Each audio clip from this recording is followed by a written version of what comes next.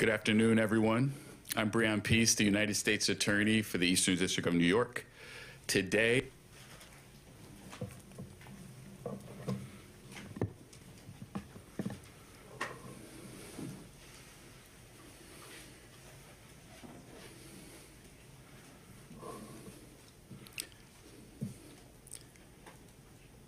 Good afternoon, everyone. I'm Breon, the United States Attorney for the Eastern District of New York. Today,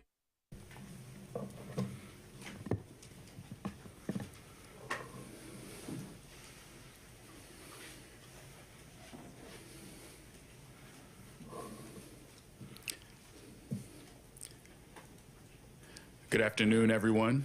I'm Breon, the United States Attorney for the Eastern District of New York. Today,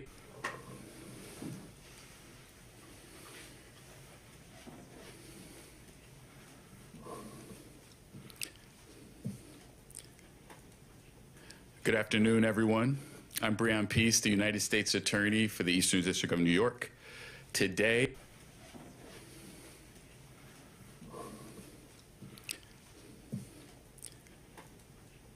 Good afternoon, everyone. I'm Breon, the United States Attorney for the Eastern District of New York. Today, Good afternoon, everyone. I'm Breon, the United States Attorney for the Eastern District of New York. Today, afternoon, everyone. I'm Breon, the United States Attorney for the Eastern District of New York. Today, we are announcing 3 impactful cases from my office in our nation's fight against the People's Republic of China's transnational repression activities. The first 2 criminal complaints that I am announcing shed further light on the extent of the PRC government's efforts to project its authoritarian worldview on the residents of this city and this country. The 2 complaints charge more than 30 officers with China's national police force, which is called the Ministry of Public Security, or the MPS, and 2 New York City residents with violations of U.S. law. Unlike typical officers, the MPS officers who have been charged today are not focused on preventing crime. Rather, the complaints charge these MPS officers with engaging in transnational repression schemes, targeting members of the Chinese diaspora community in New York City and elsewhere in the United States. And as shown in these complaints, the MPS has repeatedly and flagrantly violated our nation's sovereignty, including by opening and operating a police station in charge of the FBI's Washington field office, and of course, my assistant U.S. Attorney team. 2 miles from our office, just across the Brooklyn Bridge, this nondescript office building in the heart of bustling Chinatown in Lower Manhattan has a dark secret.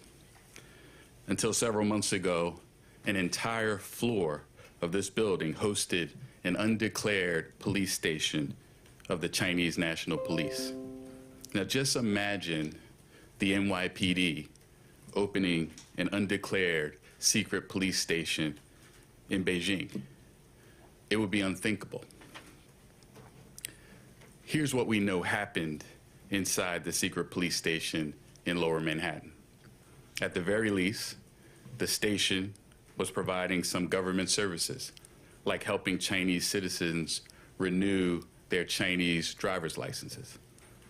But to do even that, the law requires that individuals like the defendants, who act as agents of a foreign government, give prior notice to the Attorney General before setting up shop in New York City. That didn't happen. More troubling, though, is the fact that the secret police station appears to have had a more sinister use. On at least one occasion, an official with the Chinese National Police directed one of the defendants, a U.S. citizen who worked at the secret police station, to help locate a pro-democracy activist of Chinese descent living in California. In other words, the Chinese National Police appear to have been using the station to track a U.S. resident on U.S. soil. The two defendants, whose arrests we're announcing today, destroyed evidence of their communications with the Chinese National Police when they learned of the FBI's investigation. These two defendants knew they had something to hide, and they obstructed justice in an attempt to prevent the FBI from learning the full extent of what they were up to. Before I go through the evidence in more detail, I'd like to say how proud I am of our office and the New York field office of the FBI, as we are the first law enforcement partners in the world to make arrests in connection with the Chinese government's overseas police stations. Now, the defendants, Liu Jianwang and Chen Jinping, were arrested earlier this morning at their homes in New York City. As alleged, the defendants worked together to establish an overseas police station in Manhattan's Chinatown on behalf of the Fuzhou branch of the Chinese government's National Police Force, the NPS. These defendants did China's bidding in secret while acting under the direction and control of an NPS official in China.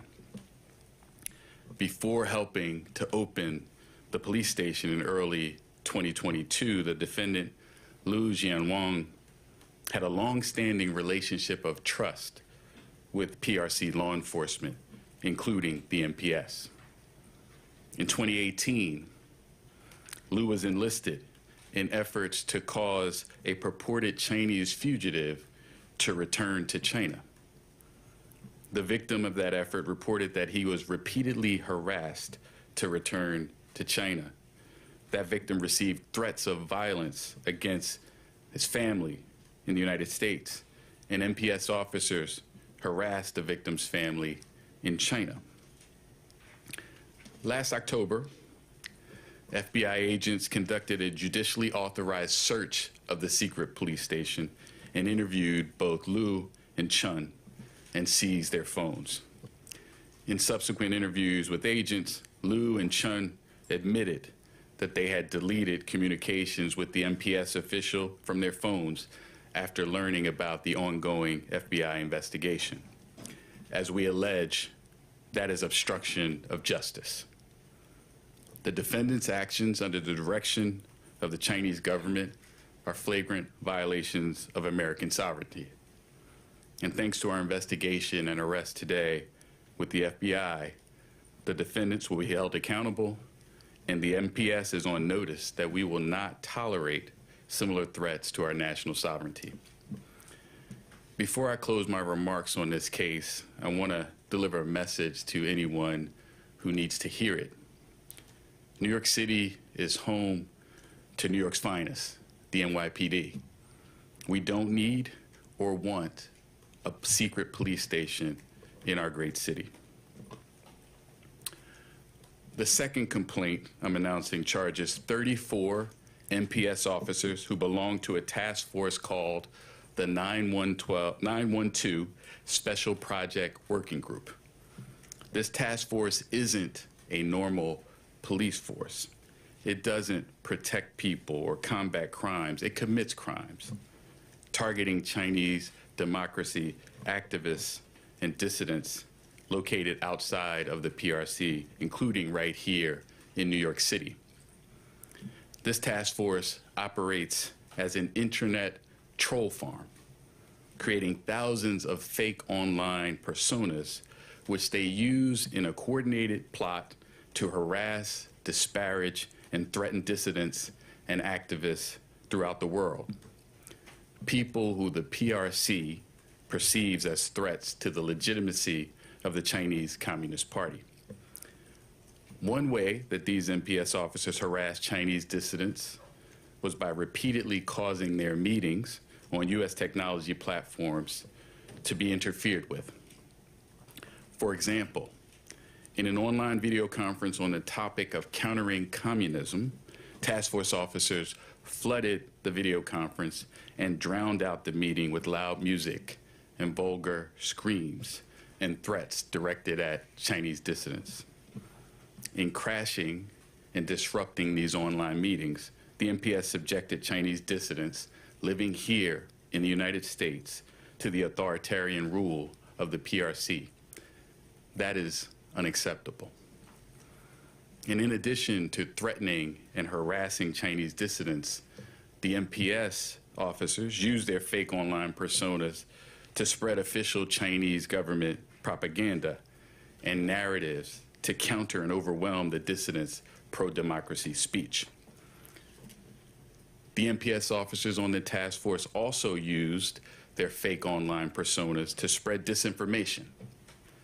Among other items, the official PRC disinformation suggested the weakness of U.S. democracy and foreign policy, sought to sow political divisions in U.S. national elections, and conveyed conspiracy theories regarding the U.S. government's alleged responsibility for the origins of the COVID-19 pandemic.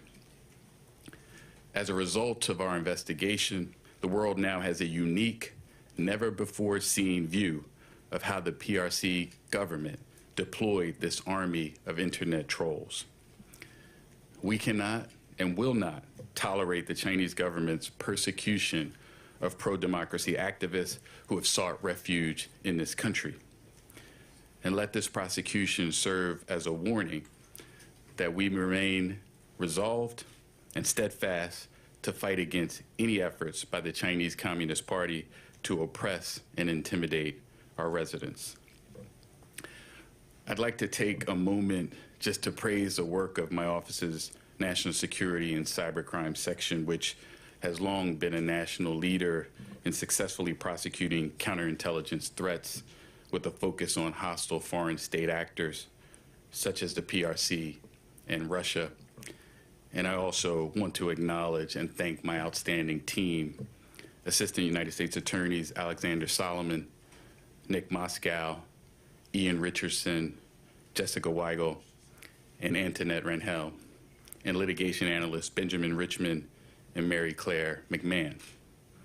Also want to thank trial attorney Scott Claffey from the National Security Division and FBI agents Joseph Hugdahl, Amy Turner, Belinda Lee, Robbie Markham, Jason Moritz, Carrie Crossmore, Michael Joyner, Jillian Saladay, and John Ferraraccio for their truly exemplary work on these cases.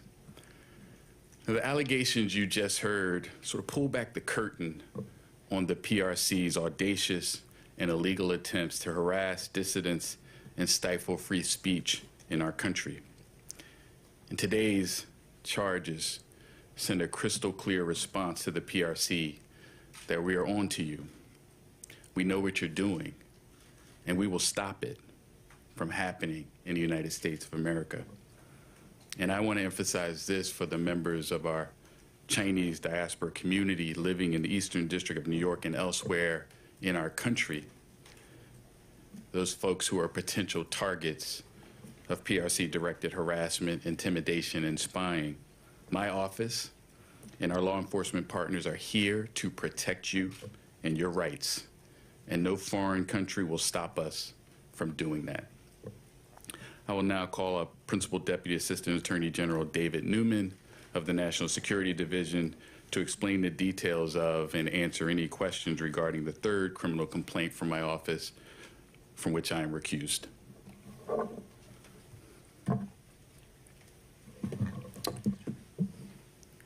Thank you. I'm David Newman, the Principal Deputy Assistant Attorney General for National Security at the Department of Justice. Assistant Attorney General Matt Olson is attending to other matters in Washington today, could not be with us.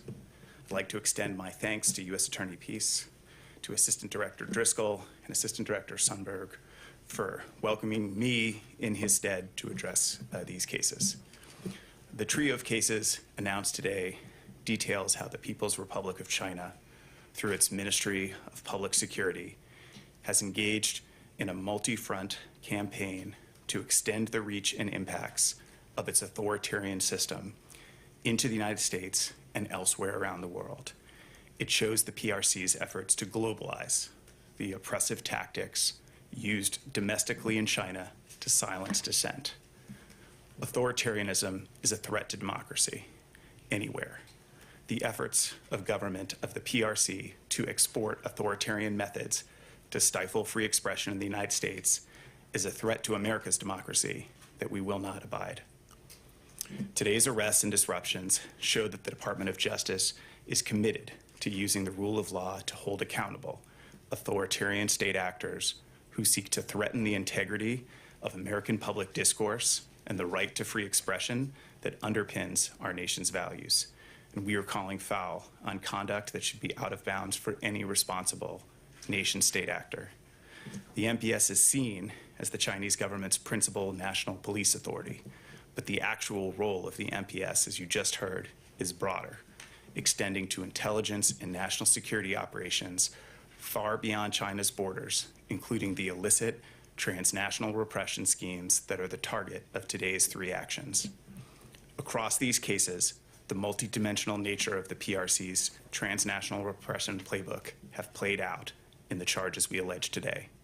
First, in the case you just heard, in the physical sense, the MPS established a concrete outpost, an off-books police station right here in New York City to monitor and intimidate dissidents and other critics of the PRC within one of the United States' most vibrant diaspora communities. The complaint alleges that on behalf of the MPS, 2 New Yorkers opened and operated that so-called police station starting in February 2022.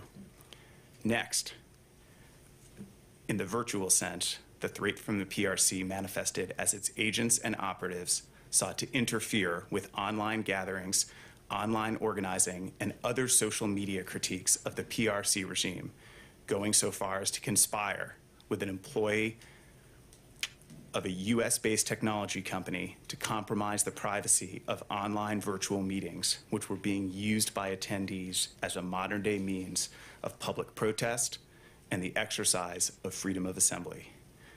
This fact pattern, in the case I am announcing, underscores the insider threat risk facing any US company that does business in China and has employees based in China. In the second complaint just unsealed, we have charged 34 defendants with conspiring to harass and threaten US-based critics of the PRC regime. The 34 defendants are MPS officers who are members of the 912 Special Project Working Group. The group's officers post, monitor, and update content on various social media platforms that mirror and amplify the PRC-approved public messaging. Using false names, these fake accounts disseminate and amplify messages to manipulate public perception in favor of the PRC and to undermine and discredit perceived adversaries of the PRC, including the United States, as well as democracy generally. The MPS also uses these accounts to extend the PRC's reach, both online and off, in order to intimidate specific critics and dissidents.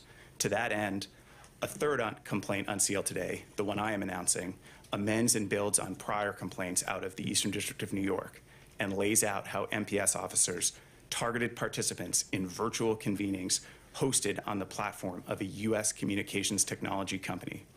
Participants included Chinese dissidents and critics of the regime based in the United States and around the world.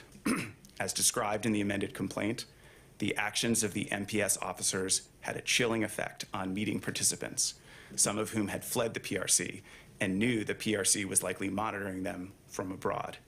The complaint in that case also alleges that the MPS worked closely with another defendant to censor speech on the US technology company's platform, including speech taking place here in the United States. As announced when the original complaint was filed in December 2020, that defendant was an employee of the US technology company who was working at the time in China. We allege that the defendant removed content critical of the PRC, fabricated evidence of the terms of service violations in order to end virtual meetings critical of the PRC, and suspended and canceled user accounts that were critical of the PRC. Whether through these physical or virtual means, these crimes created real effects for victims in the United States, victims whose rights the Department of Justice is committed to protecting. As the National Security Division, my division, continues to pursue its strategy of countering nation-state threats, we want to emphasize that our efforts, including today's cases, are directed against the illicit actions of the PRC government and its agents, not the Chinese people, not the Chinese diaspora community in the United States, and not Americans of Chinese descent.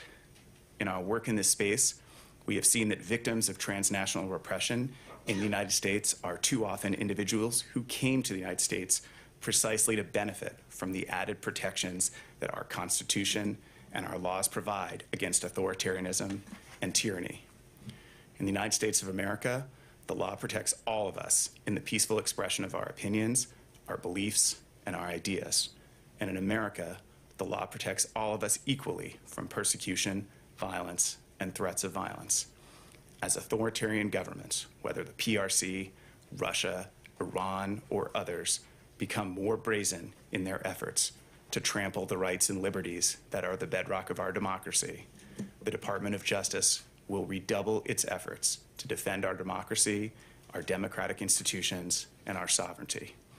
I'll add my congratulations to the Federal Bureau of Investigation, to U.S. Attorney Peace's team in the Eastern District of New York, and our colleagues in the National Security Division for their unflagging and continuing efforts to defend democracy from nation-state threats, regardless of where they originate. Thank you.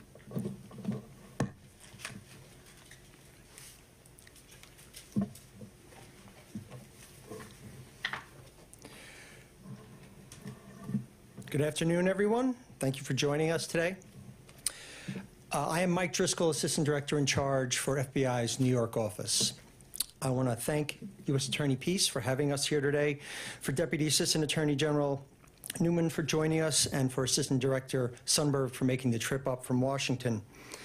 As you heard in the first complaint we've laid out today, a shameless scheme directed by the Chinese government's Ministry of Public Security, their National Police Service, was carried out by two individuals who we arrested this morning. As alleged in the complaint, they set up and ran an undeclared police station in downtown New York City. This is clearly a blatant violation of our national sovereignty, and it circumvents the judicial law and law enforcement cooperation that is standard around the world amongst law enforcement organizations. This case is a further example of the audacious activities that the government of China has carried out right here on American soil. Just last year, in this same district, we announced charges in another repression case, where individuals operating on the behest of the Chinese government targeted a U.S. congressional candidate, an American citizen and a military veteran who had protested the Chinese government's abuses at Tiananmen Square. And this was an attempt to disrupt his campaign. I want to be clear that the individuals arrested today were working at the direction of the Chinese government. Not only was the police station set up on the order of NPS officials, but members of the Chinese consulate in New York even paid a visit to it after it opened. It is our belief that the ultimate purpose of this illegal police station was not to protect and serve, but rather silence, harass, and threaten individuals here in the United States, and particularly those expressing views contrary to the Chinese government. The charged individuals used a New York-based nonprofit to set up the station, claiming their purpose was to serve the people of Chinese descent with things like driver's license renewals. But only a month after opening, their NPS contact directed them to hunt down a pro-democracy Chinese dissident living in California. Upon learning of the FBI's investigation into the police station, the defendants erased their communications to conceal their activities. The FBI is unwavering in our mission to protect the American people and uphold our Constitution and the freedoms enshrined in it. Anyone working on behalf of a hostile foreign nation to violate our national security and freedoms from within our borders will be held accountable. I want to urge anyone who's been targeted or approached by the Chinese government or by any other authoritarian regime to come to us for help. We want to hear from you. You can report this information to your local field office or reach out to us online at tips.fbi.gov. I want to thank those who helped make this case possible, our colleagues through the international intelligence and law enforcement communities who we always work closely with on these type of investigations, the Eastern District of New York, who clearly continues to be an outstanding partner on this issue, the New York City Police Department, which provided tremendous support, the members of our New York Field Office Counterintelligence Division, and in particular, I want to highlight the outstanding work by our case team, who are working so hard to bring this case. So thank you all for joining us today. And with that, I'm going to turn it over to Assistant Director in Charge, David Sundberg, from our Washington Field Office.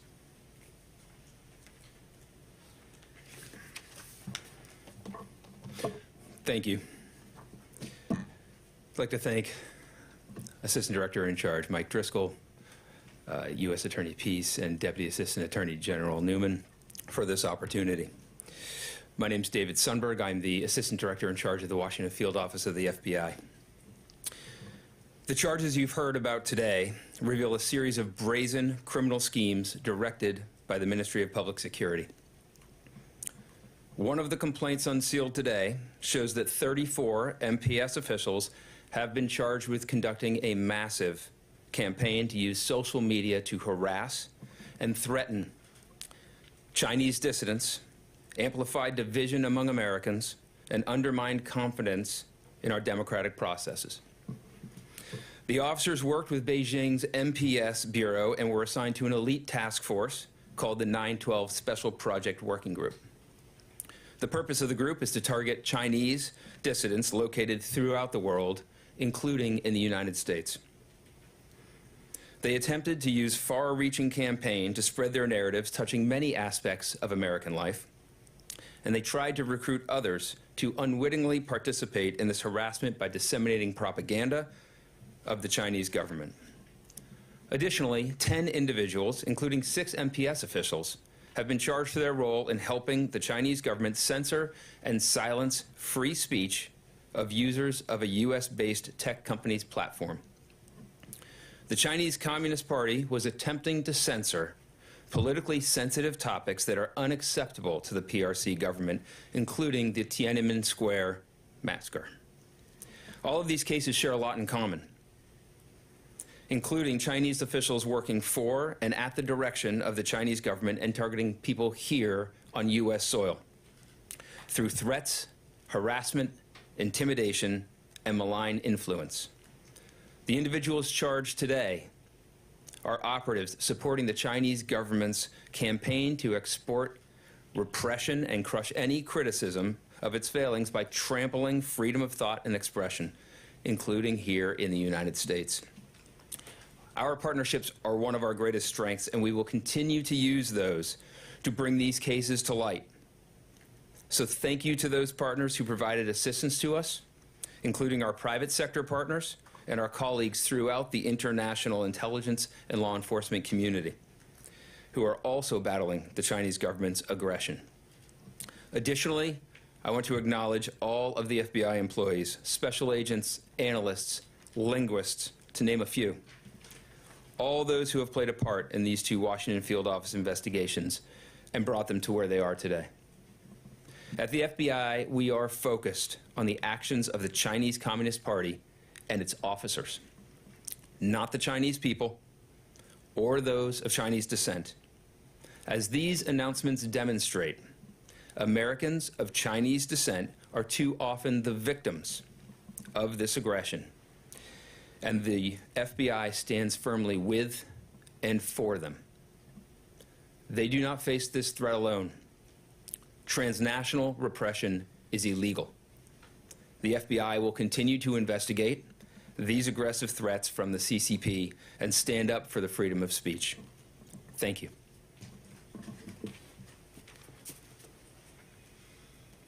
Question? I have a question. Pierre, sure. Can you give us a sense beyond the 2 men charged in operating the police station on Peach Broadway, how many people would be working at the office immediately? And were they collaborating with others to harass people within the United States? Our investigation is ongoing, so I cannot comment further on some of those issues. The complaint does note that there were co-conspirators involved, so we will continue to investigate this. Jonathan? Thanks. On the police station matter, was it just the one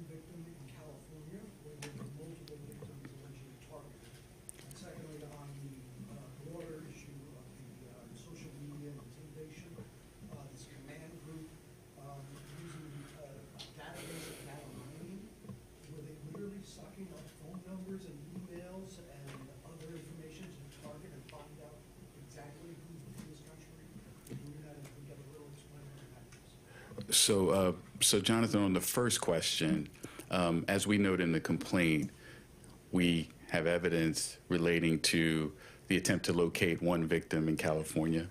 The other thing is important to note that these defendants, in effect, deleted a bunch of information before FBI was able to access it. So our investigation is ongoing, but obviously they obstructed the investigation. So we have to continue to work to figure out the full extent of their activities here in the United States.